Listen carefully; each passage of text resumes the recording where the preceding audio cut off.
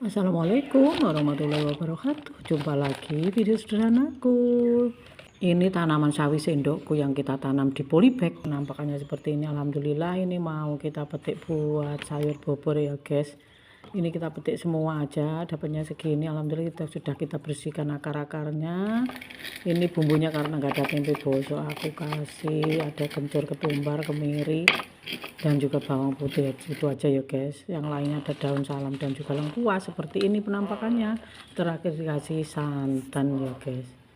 Alhamdulillah sayur bobor sawiku.